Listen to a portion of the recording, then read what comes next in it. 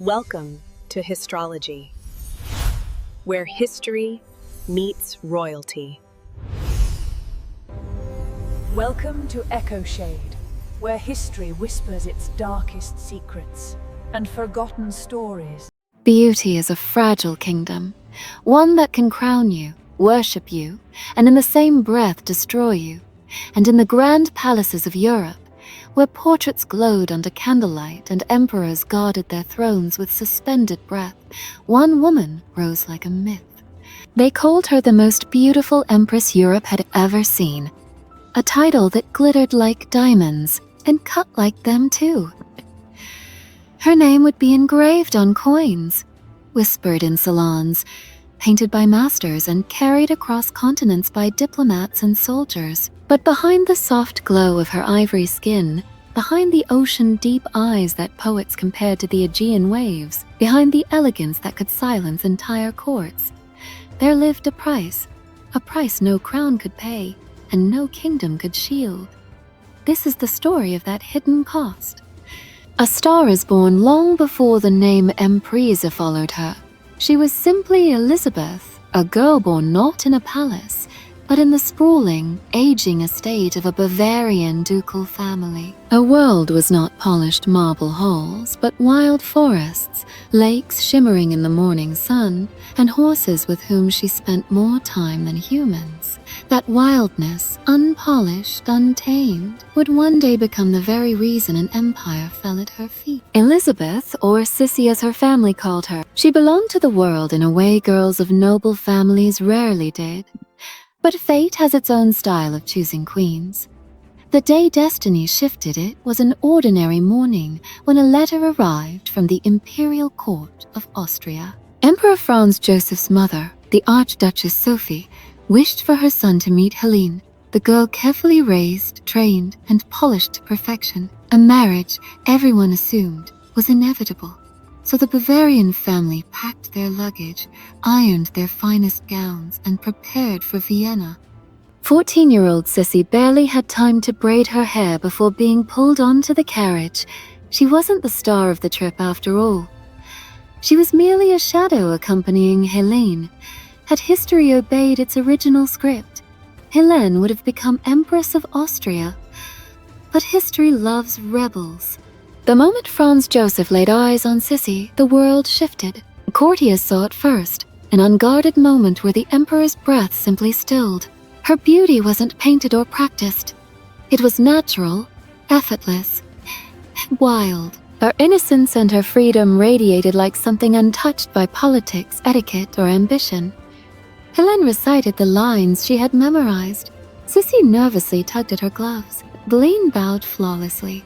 Sissy stumbled, cheeks turning pink. Helene played the part of an empress. Sissy played none and won everything. Love, or something that looked like it. Franz Joseph's declaration stunned both families. Against his mother's wishes, against decades of imperial expectations, he chose Sissy, the wild girl, the unprepared girl. The girl who knew nothing of courts, diplomacy, or the suffocating world she was about to enter. It was romantic, the world said. A fairy tale, they whispered. But fairy tales are written by people who never saw the aftermath. Elizabeth married into not just a crown, but an empire built on unshakable traditions. Every detail of her life, her speech, her posture, her thoughts, would soon be monitored, corrected, rearranged. She was 18. The crown's first demand, perfection. The Viennese court was a place where beauty wasn't just admired. It was expected, measured, competed for. Every gown stitched had to be flawless. Every step taken had to be elegant. Every facial expression controlled. And yet Sissy did not struggle with this. She excelled. Her beauty wasn't just physical, it was magnetic. Her presence drew crowds. When she entered a ballroom, conversations paused. Ladies straightened their backs. Men forgot to blink. The attention was ablaze. Europe's most beautiful empress. It sounded like praise. It was a trap. Because suddenly, beauty was no longer a gift she possessed. It became a duty, a requirement, a cage, a burden she had to carry every day. The regime of perfection Sissy set a standard no one else in the empire could reach, not even herself. To protect her beauty, she built rituals that bordered on obsession, hours of exercise daily, a diet so strict it shook her ladies-in-waiting, hair care sessions that lasted 3 hours every morning. Measurements of her waist every day. A mirror in every corridor she walked. Her waist, famous across Europe, was achieved at a cost. She wore corsets pulled so tight that fainting became common. Even her horseback riding, her only true freedom, was pursued with a ferocity that frightened those around her. Her body was no longer hers. It was an artifact, maintained, preserved, displayed. For Europe, for her husband, for her title, for her myth. The mother-in-law who became a shadow. If beauty was the first demand, obedience was the second. The Archduchess Sophie believed Sissy was too soft, too emotional, too fragile to rule. So she took control. She took Sissy's children away from her. She dictated palace protocol. She monitored Sissy's schedule. She corrected her clothing, her grammar, her decisions.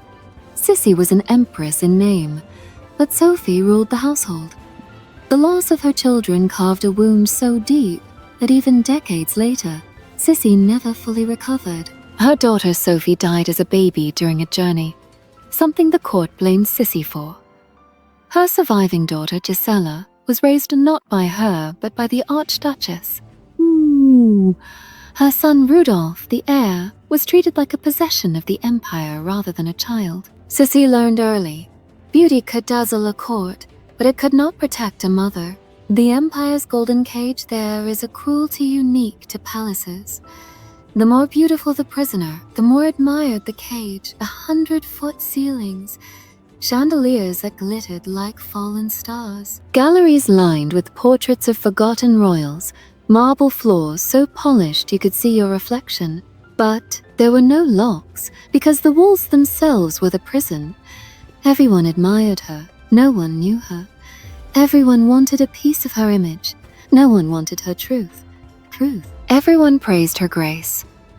No one asked why she walked like someone carrying invisible weight. To the outside world, she was perfection. Inside, she was disappearing. A body everyone owned but her. As Sissy's beauty became legendary, something terrifying happened. Europe turned her into a symbol. Newspapers published every detail about her figure. Artists begged to paint her. Portraits of her hung in foreign embassies as tokens of Austrian power. Young girls starved themselves to imitate her tiny waist. Poets compared her to angels, Greek goddesses, celestial beings. Her face became Austria's brand, and whenever Sissy looked in a mirror, she saw not herself, but a version of her the world demanded she maintain. Is beauty still a gift when you no longer recognize the woman behind it? The escape into distance, unable to breathe under the weight of expectations, Sissy began to travel, obsessively. Greece, Switzerland, England, Hungary, Ireland, Madeira. She rode horses through English fields until her hands blistered. She climbed mountains just to feel her lungs burn.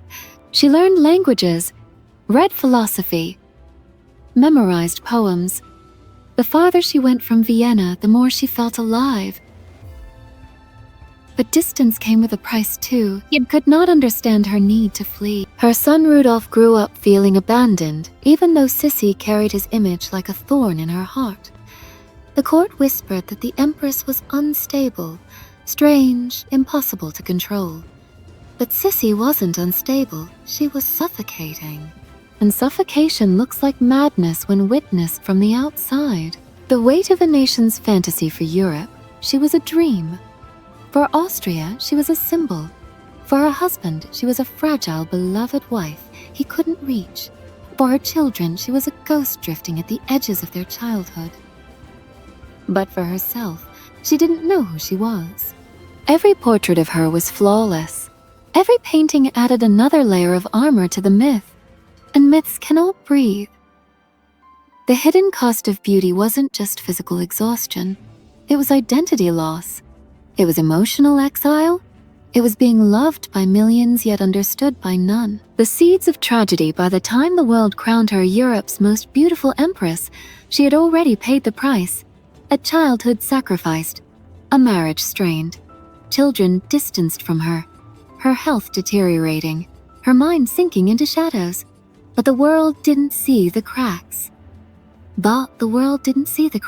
They only saw the crown, and the beautiful thing about crowns is that they hide fractures perfectly. Until the day everything shatters, the world saw Sissy as a shimmering symbol, beauty carved into human form, grace draped in silk. But beneath the jewels, beneath the golden crown, beneath the flawlessly painted portraits, there was a woman trying desperately to outrun a life she never asked for. And with every year, the weight of that crown increased. Because now, her beauty was no longer simply admired. It was political. The empire was in turmoil. Nations within Austria-Hungary were tense, resentful, demanding change. And suddenly the court realized something Sissy had never understood. Her beauty, her charm, her almost mythical aura was a weapon. A weapon the empire wanted to use. The Hungarian connection. Hungary, proud, fiery, independent, had long chafed under Austrian rule. Revolts, rebellions, bloodshed. The tension between Vienna and Budapest had been simmering for decades.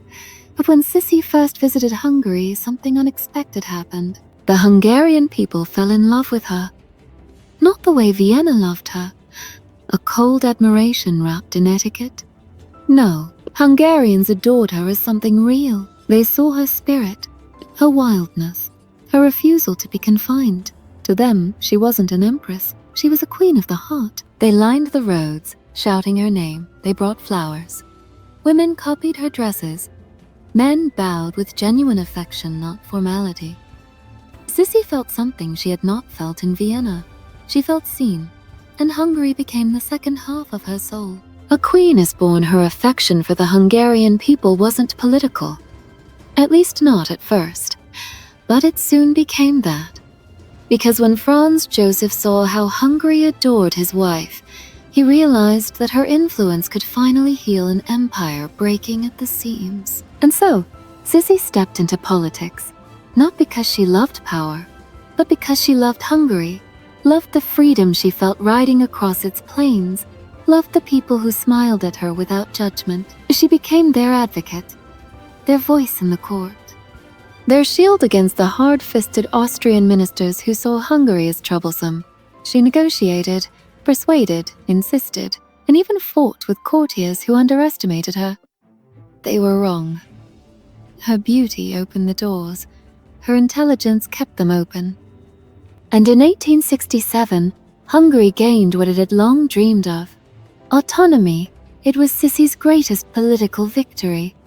And on that day she was crowned Queen of Hungary, a title she held closer to her heart than Empress of Austria. Hungary loved her, and she loved Hungary back with equal fierceness. But power has a price. You don't enter politics without making enemies. Vienna's aristocrats resented her. The older generation of royal advisors despised her influence. Archduchess Sophie, her mother-in-law, saw it as another failure of her authority. Behind closed doors they whispered, "She uses her beauty to manipulate. She is unstable. She is too emotional for politics. She is a danger to the empire." But the truth was harder for them to accept. Sissy wasn't emotional. She was empathetic. She wasn't weak. She was human. She wasn't manipulative. She was persuasive. Her beauty may have brought her into the room, but her heart made her unforgettable. Still, whispers can destroy even the strongest spirits, and Sissy's spirit was already cracked. The return of old wounds, her children, raised not by her, but by the iron hand of Archduchess Sophie, were now growing. Her daughter Gisela was dutiful, calm, disciplined, everything the court wanted. But Sissy saw in her a distance she couldn't bridge. The girl had learned obedience rather than love, formality instead of affection. But her son Rudolf was different. He was brilliant, sensitive, curious, everything Sissy once was. He adored nature. He read books forbidden by the court. He questioned tradition. He thought beyond the empire's rigid borders. Sissy recognized something frighteningly familiar in him, soul that didn't fit the cage it was raised in. Vienna tried to crush that spirit. Tutors bullied him. Officers hardened him. His father expected him to become a soldier without fear, a prince without doubt, an heir without flaws. But Rudolf was none of those things. He was his mother's child. And just like Sissy suffered under the weight of the crown, Rudolf began to crumble under it too. Sissy watched helplessly as history repeated itself. A mother's heartbreak. By the time Rudolf reached adolescence, he was already breaking. He trembled under discipline. He cried after inspections. He was terrified of the military, yet forced into it. Sissy begged Franz Joseph to ease the pressure on their son. Franz Joseph, loyal to tradition and duty, refused. He is the future emperor. He must be strong. But strength meant something different in the court. Strength meant suppression. Strength meant silence. Silence. Strength meant erasing every softness. Sissy saw Rudolf losing the light in his eyes, the same light she had lost years before. She made a decision, a bold one, a forbidden one. She took control of his upbringing. Not fully, but enough to give him space to breathe.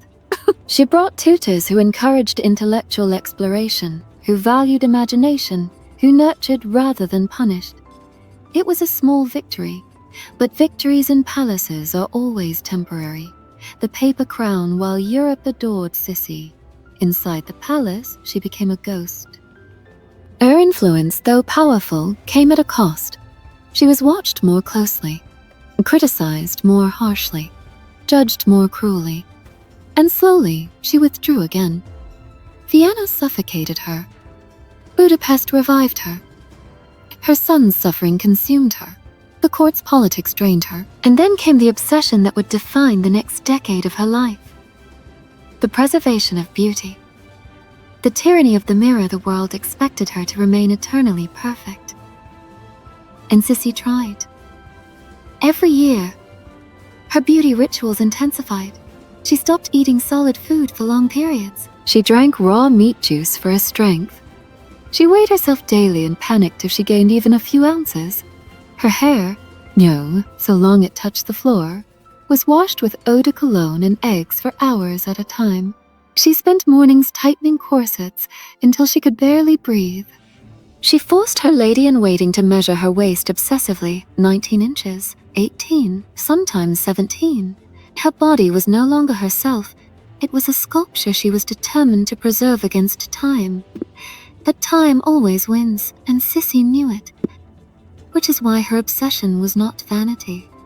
It was fear. Fear that if her beauty faded, her only value in the empire would disappear with it. Fear that without beauty, she would be nothing more than a political inconvenient, a useless emblem, a woman who never wanted this life in the first place. Fear that she would fade, as she felt her soul already had. The escape into distance, again her travels became more frequent, more desperate. Whenever the palace grew too heavy, whenever her reflection felt too foreign, whenever her heart trembled with the weight of expectations and grief, she fled. To Switzerland's quiet lakes, to the Mediterranean's warm winds, to Greece's ancient ruins, to Ireland's hunting fields, to England's countryside. People saw her as restless, but she wasn't restless. She was searching for something, a piece of herself. She had lost the day she married. And the day she married. Her letters during this time reveal a haunting truth. I feel like a bird that was born to fly, but had its wings clipped by fate.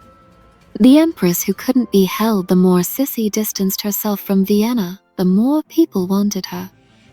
Crowds waited for a glimpse of her. Newspapers wrote about her gowns. Artists painted her without ever seeing her. She became an icon, a legend, a ghostly beauty rarely seen but always spoken about. The fewer public appearances she made, the more valuable each one became. And every time she showed her face, the world gasped. She still looked like a young woman. Her waist still impossibly thin. Her posture still regal. her eyes still deep and haunting. But what the world never thought was how much it cost her to maintain that illusion. Beauty had become a battlefield, and she was the first casualty. The fragile heart of an empress as Sissi aged, she grew more isolated. The court considered her strange. The emperor loved her, but never understood her. Her daughters became distant. Her son Rudolf became troubled. The people adored her. The palace tolerated her. Her family barely reached her. She had everything, and yet she had nothing. The greatest tragedy of her life was not her beauty, but the price she paid for it. The shattering of Rudolf, and then it happened. The turning point. The moment everything cracked. The wound that would never heal. Rudolf, now crown prince, now a man burdened with duty he never wanted, fell into a deep depression. He drank too much. He read dark philosophy. He felt chained by the empire. He fought with his father. He felt unloved, misunderstood, suffocated, just like his mother. Sissi saw it. She felt it. She felt it. But she could not save him, because the empire that shaped him was the same empire that destroyed her. Mother and son were two souls sinking in the same storm, reaching for each other but never close enough to grasp. This storm would eventually lead to the tragedy at Meyerling, but that is part 3. The mask of an empress in public, she still glowed. In portraits, she still looked timeless.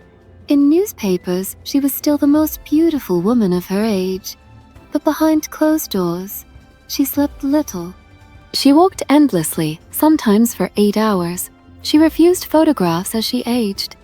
She wore heavy veils to hide her face. She wrote poetry filled with grief and longing. She traveled with no fixed home, no fixed purpose, just movement. Movement was her only freedom. Standing still meant feeling the pain. The world that adored her never knew her by now. Her legend was unstoppable. Women wanted her beauty. Men wanted her presence. Poets wanted her sadness. Politicians wanted her influence. And yet, she had lost her childhood. She had lost her freedom. She had lost her identity. She had lost control of her life. She had lost her relationship with her children. She would soon lose her son entirely. This was the hidden cost of being the most beautiful empress in Europe. Everyone loved the idea of her. No one loved her. The beginning of the end by the late 1880s, sadness clung to Sissi like a shadow that never left her side. She wore only black. She spoke less. She smiled rarely. She avoided mirrors. She wrote poems about death and emptiness. Not because she hated life, but because she felt life had left her behind long ago. Every tragedy of her past, every expectation of her present, every fear of her future, pressed against her chest like a weight she could no longer lift. She was an empress surrounded by admirers, yet profoundly alone. The deeper Sissi traveled into her life, the darker the world became around her. Vienna's glittering palaces couldn't hide the shadows anymore. Her beauty, once her armor, had thinned. Her travels, once her escape, had become her exile.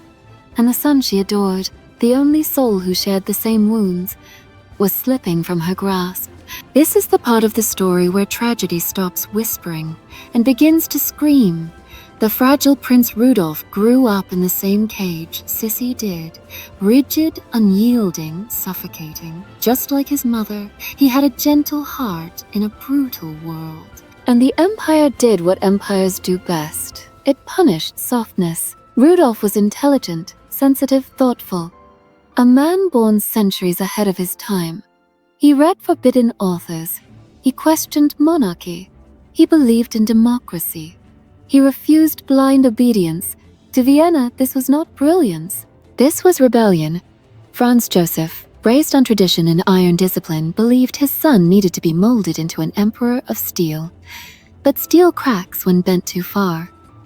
Rudolf began losing himself. He drank heavily. He argued with the court. He found solace in dangerous circles. He fell into depression that ate him from within. And through all of it, Sissi watched with the helpless sorrow only a mother knows. The sorrow of seeing your own pain reflected in your child. The distance between them, Sissi loved her son fiercely. but their lives were broken in similar ways. Both were chained by expectations. Both suffocated under the weight of duty. Both fled the court whenever they could. Both felt misunderstood by the emperor. Both longed for freedom. But mother and son shared something even more tragic. They both believed they were alone. Rudolf thought Sissy was too consumed by her own sadness to save him. Sissy thought Rudolf would resent her if she tried to pull him closer. And Franz Joseph, stern, traditional, painfully unaware, never understood either of them. It was a triangle destined for heartbreak. The final days before the storm in his early 30s, Rudolf reached his breaking point.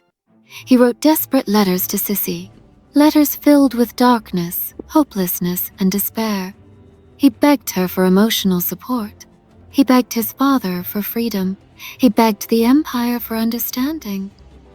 He received none. The court hushed his struggles. The emperor dismissed his pleas. Society mocked his politics. The palace demanded perfection, and slowly he sank, and sank, and sank, and sank. Sissy saw it happening, but even she didn't know how deep the darkness went, because Rudolf hid his pain behind charm, wit, and the same forced smile that Sissy had used her entire life. He learned from the best. The girl who walked into a tragedy then came Baroness Mary Witzera, a young woman barely 17. Beautiful, naive, and dangerously infatuated with the crown prince. To Rudolf, she represented escape. Not love, but release. Not passion, but surrender. Not romance, but the shared fantasy of ending pain. Mary believed she was joining Rudolf in a fairy tale romance. What she was actually entering was the darkest chapter in Habsburg history. The road to Mayerling, January 1889. Winter pressed over Austria like a death shroud. Rudolf retreated to his private hunting lodge in Mayerling, a place surrounded by forests, far from Vienna, far from judgment, far from the suffocating world of duty. Mary joined him soon.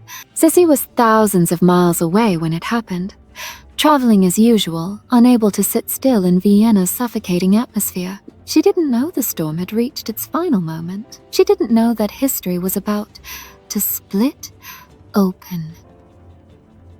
She didn't know she was about to lose the last piece of her soul. The night the Empire broke, the exact details of that night were buried, manipulated, softened for public consumption.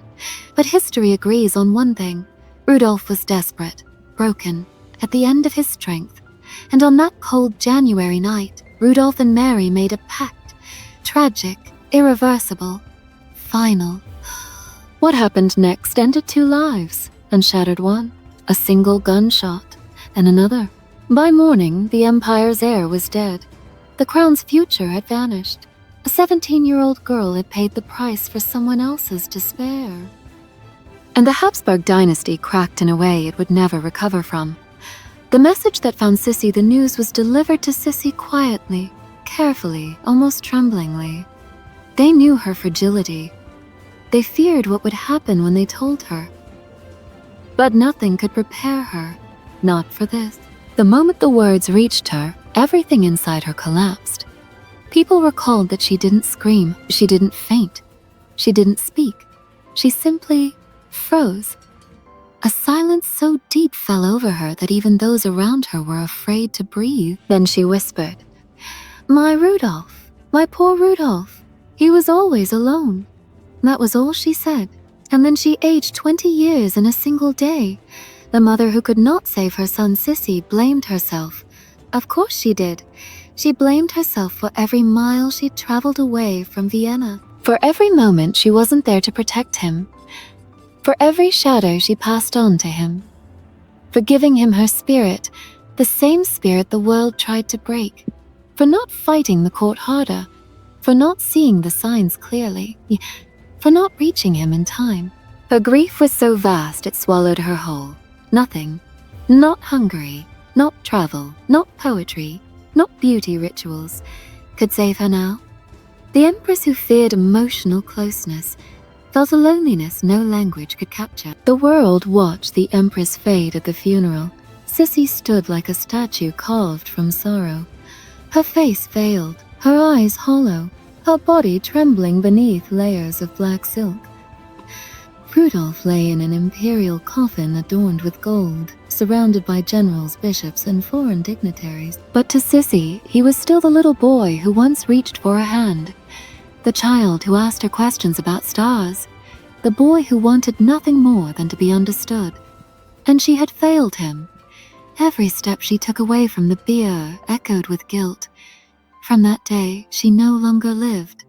She survived. A small difference for most. A vast difference for her. The man who lost both his son and his wife, Franz Joseph's grief, was monumental too. But he hid it behind the same stoic discipline he carried all his life. Losing his son crushed him, but losing Sissy crushed him more. Because after Mayerling, Sissy was gone, physically. She still walked through the palace, traveled the world, breathed the same air.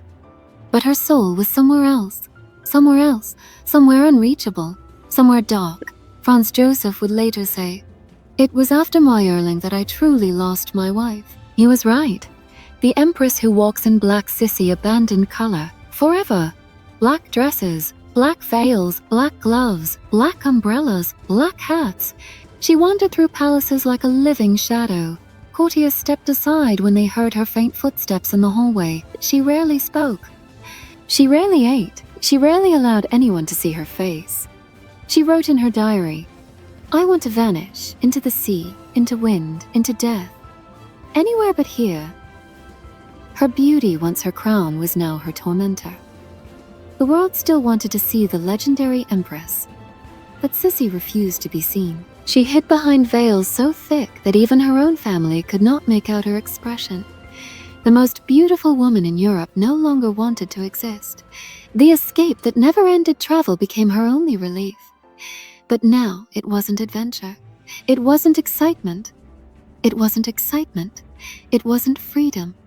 It was running. Running from memories, running from guilt, running from mirrors, running from herself. She lived out of suitcases, changed hotels constantly, walked endlessly for miles until her shoes tore, kept moving because stillness meant facing the pain. She refused security guards. She refused carriages. She refused attention. It is better if no one notices me anymore. This was her new creed. The empress who once outran expectations was now outrunning grief. The body that carried too much sorrow, her health deteriorated sharply. She fainted often. Her appetite vanished completely. Her weight dropped dangerously low. She walked so much her bones ached. Her insomnia became constant. Her heart, always delicate, weakened. Doctors begged her to rest. She refused. "Rest is death," she said. But grief is heavier than any crown. And it was crushing her from the inside. The last illusions of beauty, even in her brokenness, Sissy still clung to one thing, the illusion of beauty. She would not allow anyone to photograph her again. She refused painters. She refused public appearances. She refused festivals, balls, ceremonies. Her own people began to forget her face. Letters from the time describe her as a veiled woman, a ghost, a shadow passing through Europe. The world remembered her as a legend of beauty, but the woman behind the legend had died long before her body would. A Cor's ghost, she spent her last years drifting like a soul without a home. Sometimes she was in Switzerland, sometimes in France, sometimes in Italy, and she spoke of Rudolph constantly as if he were simply traveling far away and would return someday. But she knew he wouldn't. She knew she had already lived past the point where life had meaning. And yet she lived on, because fate had one last chapter to write. One last cost for Europe's most beautiful empress to pay. And that chapter would come suddenly, violently, unexpectedly. At the shores of Lake Geneva, the winter of 1896 hung over Europe like a tired sun. In Vienna, the palace corridors glowed with warm lamplight, but inside Empress Elizabeth's heart, the cold had only deepened. People still called her the most beautiful woman in Europe, an eternal spring wrapped in silk. But the truth was far quieter, far more fragile. Every year, beauty felt less like a gift and more like a shackle welded around her ribs. Court painters exaggerated her radiance. Newspapers adored her silhouette. Poets praised her swan-like neck and the waterfall of chestnut hair she protected with almost religious devotion. But beauty had stopped being hers a long time ago. It belonged to the public, to the empire, to expectations, to history. And expectations were heavy. She had given the world the illusion of an immortal empress, but inside she was dissolving. She was dissolving. The grief of her son Rudolph's death had drained the world of all color. The palace mirrors reflected a face that pretended to be calm, but behind her eyes lived a permanent storm, an exhaustion that even the sea winds of Corfu or the mountain air of Switzerland could not silence. So she walked, endlessly walked, miles a day, sometimes more than soldiers could endure. It was the only thing that kept her heartbeat steady, the only ritual that convinced her body she had not collapsed under the weight she carried alone. The world saw an empress on holiday, but she was running from memories, from guilt, from the crushing expectations of a throne she had never wanted. And she never stopped running until the day the world caught up to her. The final journey in September 1898, Europe glittered with late summer vibrance.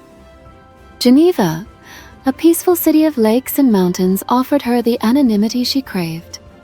For once, she registered under a false name, Countess of Hohenems. She wanted no carriages, no ladies-in-waiting, no ceremonial gods, just her lady friend, Irma, and the freedom to walk without being recognized, even if it was a freedom she could hold only for a few hours.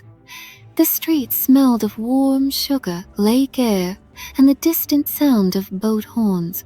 She wore a simple black dress, tightly laced at the waist, her parasol tilted slightly forward, hiding her face. Not an empress today, just a woman passing through, but fate was waiting for her at the shore. The Italian anarchist Luigi Lucchini had come to Geneva searching for any royal victim, any symbol of a world he despised. He didn't even expect to find the Empress of Austria-Hungary. He didn't know she was in Geneva. But newspapers carelessly leaked her presence that morning. Enemies of the crown didn't just watch kings, they watched gossip, and gossip betrayed her. The moment the world stopped, Elizabeth and Irma arrived at the harbor, ready to board the steamship Genève. The pier was crowded, lively, the lake glittering a soft blue. Nobody paid attention to the two women in plain black clothing, except one man. Lucchini waited under a shade by the pier, pretending to adjust his boot. His hand shook lightly, not from fear, but from a feverish mix of rage and purpose. He didn't have a gun, didn't need. In his pocket was a sharpened needle file, thin like a dagger, easy to conceal, easy to justify as a tool. He told himself he was not killing a person. He was killing a symbol.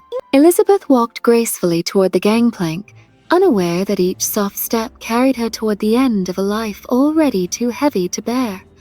Irma chatted gently beside her, telling her the schedule for the afternoon.